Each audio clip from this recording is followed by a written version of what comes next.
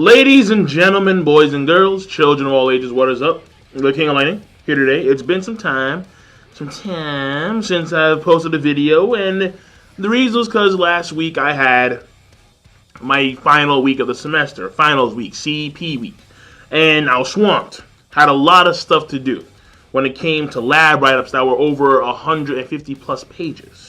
When it came to doing research papers, when it came to just general exams. There's a lot of shit. When you're taking 7 electrical engineering courses in one semester, there's a lot of shit to do. Just when you think the work is over, all of a sudden, no, there's more shit to do. It sneaks up on you. Furthermore, since I lived in Buffalo, there was a backlog of work to do because we had a giant snowstorm and school was closed for like 4 days. Like Tuesday, Wednesday, Thursday, Friday, and Saturday classes, if you had them, were canceled too. So, pretty much, we had so much shit to do come the end of the semester where I couldn't make the time to post any videos. Therefore, I had to wait until today. And I even though the week was over and CPU was done, I still had to post, I still had to send my professors emails of my work on Sunday, yesterday. I was like, geez, this is Sunday and CP week is over and I'm still working. It's insane. So Monday today, the 15th of December, I just finally finished all my work and I'm happy. It's out of the way. I'm back home. I'm chilling for the next 6 weeks. So I'm just going to post as many videos as possible. I need to start diving hardcore into the verses because that's been just, I know what the matchups are for this round of verses. And either way, let me focus on Akame got killed because Akame got killed ended. I'm going to be talking about episodes 23 and 24. But before I dive into that full on, I want to talk about Akame got killed itself, the series, the anime. In which, if you don't know, and I'm going to say it for like the final time, Akame got killed, the anime. I found out 2 things over the course of these past 8 days. Number 1 is Akame got killed, the anime. Well, this I already knew, but now it's like full on, like confirmed. Akame got killed, the anime. The ending section, the ending portion is actually like majority filler. It's all filler. It's all filler. Which means that the series is not coming back. They're going to do a reboot in the future, maybe. But because you end on a filler note, you can't just jump off. Well, you could, but it'll make no damn sense. But you can't just jump off into like another season from that standpoint. So, that being said, ladies and gentlemen, Akame got killed, the anime, is one and done for now. Number 2 is that the anime apparently flopped in Japan. Which made me, because when I did, like last week, when I did my video on the top selling manga, I was wondering where's Akame got killed, because Akame got killed's out, and as far as I know, it's fairly popular, at least online, in the regions where we watch it, on YouTube, and so on and so forth. But apparently it flopped in Japan, because they censored the shit out of it. And I've talked about censorship for a very long time. I've talked about it when it came to JoJo's Bizarre Adventure. I talked about it when it came to Tokyo Ghoul. I heard that Terraformers had massive censorship. So censorship is a really big problem. And Akame got killed apparently on TV in Japan. They censored the living fuck out of it. Which for a show like Akame got killed, you're not supposed to do. And so it flopped. Therefore, manga sales were not, like, they didn't spike like most series did. So that to me, like, it's shocking to a certain degree, but I guess it depends on the degree of censorship. Because even though Tokyo Ghoul was censored pretty heavy, Akame got killed apparently was censored even worse, like a lot worse. And I was like that's insane. In Tokyo Ghoul, they flipped the fucking contrast just to censor that shit out, and that was annoying. And in JoJo's, they censored cigarettes. Like what? So if you don't know, now you know. Now let me talk about episode, the finale of the series of Akame got killed, episodes 23 and 24. First of all, episode 23 was pretty good from my standpoint. Again, I'm not judging it because I haven't read the manga. In fact, I'm going to start reading the manga tonight for Akame got killed. But from my understanding, and from the way I saw it, it was very obvious that Tatsumi's Imperial Arm had, or has, because in the manga he's still alive, duh. But it has a lot of potential. It has a lot of growth. It's not just stunted to a particular, spectrum. His armor can actually grow. And to me, knowing that he died in this episode of Akame got killed, kind of made me, and then knowing that he could, possibly gain other evolutions of his armor if he not died, to me, I think, was very disappointing. So it was shocking that he died, but at the same time, it was also very disappointing because you realize he has so much potential as a character to grow, which he's clearly getting in the manga, but in the anime, not so much, obviously, because he's dead. He's gone. So it's a weird way, because now that I've come to understand certain disparities between the anime and manga, it's actually kind of mitigated my emotions for the anime. Because I don't like when they do that, when they completely alter an anime series based on the manga. I can't stand that sometimes. I really can't. So, that's my thoughts on Tatsumi's death. It was cool, it was shocking, but knowing that he had so much potential, I find it kind of a waste, to be quite honest with you. So, that's the first thing right there. And then you had Shiko Taiza. This is huge, big man, and he didn't even have lasers. He had a step above. He had phasers. Fuck lasers, phasers. Like this guy belonged in Star Wars. I was like, what the? And he's just blowing up sections of city in one go. I'm like, dude, what the? Big man. Then you had Akame had a real moment. She didn't have a real part in episode 23. It was more so Tatsumi and Wave. And then you had a one-off fight between Run and Leone. And we find out about Run. Apparently in the manga, Run has his own backstory. That's really fucking deep and insane. And in the anime, it's here's Run talking for 2 minutes about how he was a teacher and his students died. And he's talking about, and then he talks again about how he wants to change the system from within. So, when I find that out, I found that shit out where he apparently had an entire backstory in the anime. I mean, in the manga, but in the anime, he just a few words. That's it in the story. I'm like, what the fuck? It's really what the fuck? Seriously? So that was in of itself to find. It was interesting to find out about Run from that standpoint, that he was a teacher, that he was a sensei. Now, then we have, because Agenda and Estet they didn't have a quarrel, but Estet she was just taking on these random dudes from the Revolutionary Army, and Agenda, she was leading them. They're going in there. So the main thing here was Onus controlling the Emperor, and then it was the Emperor taking over or utilizing Shiko Taiza, and then Wave actually switching sides in order to protect the civilians. And the Emperor losing his way because of Onus. And in episode 24, he dies. He gets executed. And I said that. I'm like, the Emperor, he has to die, not because he's a bad guy or a bad kid. It's because he was so easily manipulated by Onus. And in this episode, he's killing his he's killing his people with phasers. He obviously has to go. So the crimes are too great. So yes. Was he guilty? Yes. Was he manipulated and coerced by Onus? Yes. So it sucks. That's the way things had to be. Because he couldn't think for himself. He couldn't realize, wait a second, hold on. Is me killing my civilians, is me killing the people who are a part of my kingdom really a good idea? I would say no. Because in my mind, when I see an equation and it's 2 plus 2, I'm not going to put 18. I'm going to put 4. So apparently he couldn't, 2 and 2. 4. No. Onus came in there. No. Dude, trust me, it's not 4. I have this Uber calculator. It's 16. Trust me. Believe in me. Don't believe in yourself. Believe in me. Believing in you. Believe in yourself. No. So he had to go. He had to die. So the animation overall for episode 23, I thought it was pretty good animation.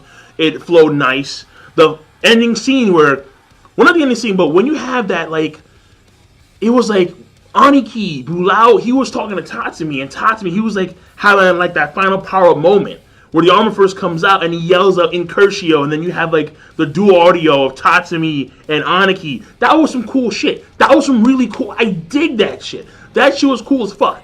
Also, again, Shiko Taizer, big man with a giant ass cape, phasers. It looked cool. It was epic. I like that. So the animation overall for episode 23 was pretty damn good. When it came to the pacing, again, it was mainly focused on Tatsumi, and then his final moments, and then at the end you have Estes coming in there, he's dead, and then Stun, Akame, she's crying, obviously, and then, you know, so basically it's that. It's focused mainly on Tatsumi, Honest, and Run, and the Emperor. Mainly those guys.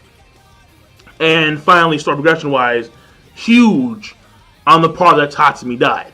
Just massive. And the fact that they've taken out the Emperor, he's now done. He's KO'd. KO! And finally, Honest, like, on like the full-on run.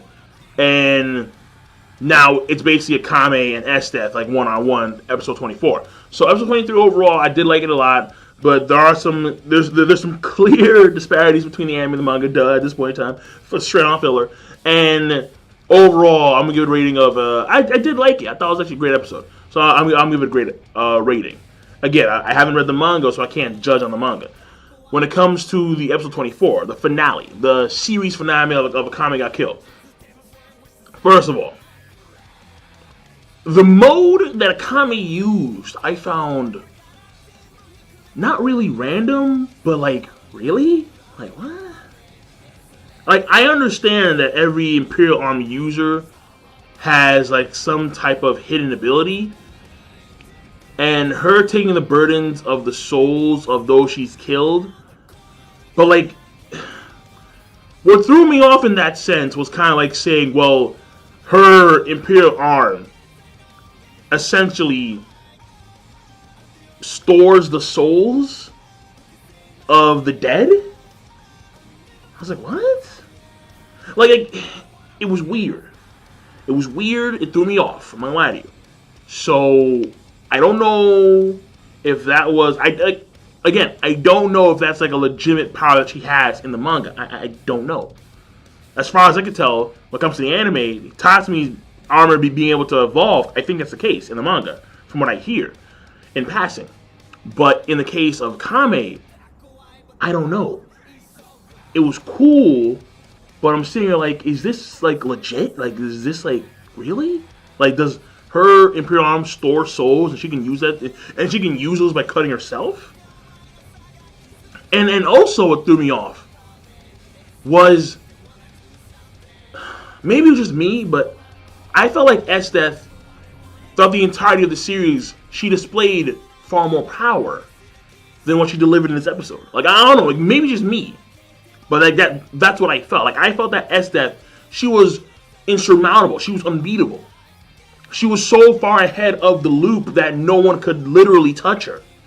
And when Akame is besting her in this mode, I'm like, I don't know, like there's something off about it from a fundamental level. The power in of itself, and the fact that the power could supersede Estes. Now, granted, she winds up beating Estes on intel that she got about Estes' unique power to freeze space and time. Therefore, when Estes tried to stab Akame, it was an after image. So she couldn't really perceive where Akame was, and then all of a sudden she realized, oh, she's up too late, and then she cuts her. So that was cool, because that was actually using intel from a previous episode and then utilizing it in the means of beating Estes finally. And all the while, you have Estes and Akame arguing about, I guess, what the meaning of life is, and, you know, like, why are you still going to try? Basically, Estes being having this over-exaggerated form of hunting, and how it's basically what she's going to do. She's going to create more war, more chaos, even if Honest and the others are dead, just so she can be that forever hunter, that huntress, whatever you want to call it. And how it's not really about, like, because Akame and her, they have different viewpoints, and like drastically different viewpoints. With Akame, It's more like I'm doing this as a means of like trying to help other people, and I am taking on the burdens of others so we can lead to a better future where Esther is more self-centered. But her self-centeredness is actually stunted. She's missing something from a psychological standpoint that prevents her from noticing or expressing regular emotions like love and empathy and so on and so forth. So automatically, from that standpoint of the comparison of ideals, Akame would beat Estes only because of the fact that Estes herself is stunted. She is handicapped in that aspect, where she does lack these innate emotions that we all have. In essence, this makes Estes, even though she's phenomenally powerful, in this regards, it makes her subhuman. She doesn't have love. She doesn't have empathy. She lacks these things that we all have. Sympathy, whatever floats your boat. So, moving on. The fight itself was actually pretty good. It was actually pretty beast. It was. There were a few moments where the animation I felt could have been a lot better. But overall, I did like the things that are actually done in the fight. I like that moment where you have Estes snap their fingers, make that giant fucking glacier, bring it down. Akame winds up, dodging that. But for the most part, Estes had the upper hand until the transformation. Until she went like Mozoku. And beforehand, it was just Estes doing her thing with the ice spears and, just spanking. And then she goes Mozoku, and then she winds up beating Estes in a form of hand-to-hand combat. At some point, Estes throws her sword at Akame, and is still being able to easily, counter her with her bare fist and with her ice powers that she can, manipulate, just create ice swords and sickles and then, stuff like that. At some point, we see her make like these ice blades, and they're flying towards Akame, which Akame easily cuts. So the animation was overall an okay plus, but more so what I did like in this fight wasn't mainly the animation, it was more so the choreography. The things are actually happening and how they're taking place in unison, how they were going smoothly from transition from scene to scene to scene. I did like it a lot. So from that standpoint, it was good. But then we go over to the end of the fight where she basically hugs Tatsumi and then they disappear in like an ice. The ice crack's gone. So the bodies are gone. They're both dead. And that to me I found a little bit. Oh no, like it was fine. It was odd, but it wasn't a big deal. Because I guess in that sense, it's to symbolize that Estes finally did attain some minute amount of realization of what these emotions are, because she had finally lost. Even though when she did lost, it was like, not a big deal. I lost, whatever. So I lost in this game of cat and mouse. I lost in the game of hunting. So let me just go and die real quick. So like that again, like her death in of itself, which for someone of her stature, I thought that was gonna be like much more of like a realization of emotions and aspects of modern day humans and so on and so forth. But no, it was just okay. I lost. I'm gonna die. Snap, gone. End of story. So it was very. The fact that she's dead is climactic, but the way it proceeded was very anticlimactic. Then there was Honest and Leone, which, okay, so Honest died, got his head bashed in by Leone, but she got shot in a few times, and because she lost her imperial arm, because he had some hidden shit. And then Leone dies in a random alleyway in the corner of the slums.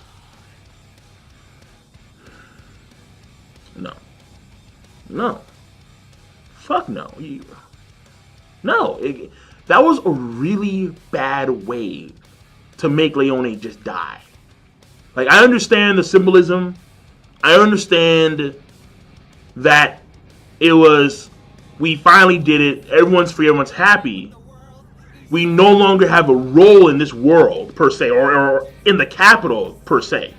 Then Jenda has her role of actually trying to build a country, to build a civilized, to basically maintain order and balance. And then Jenda has that role to maintain order and balance in a now ruined country, in a now ruined city-state.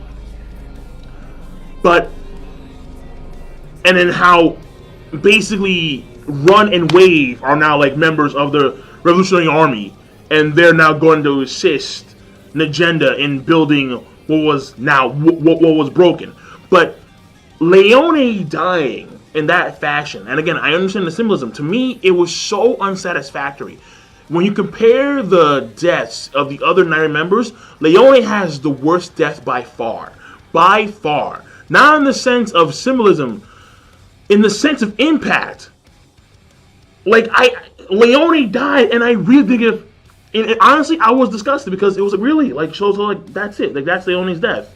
In the corner, in the story, smile, blood, and then we just call it a damn day. In an alleyway somewhere.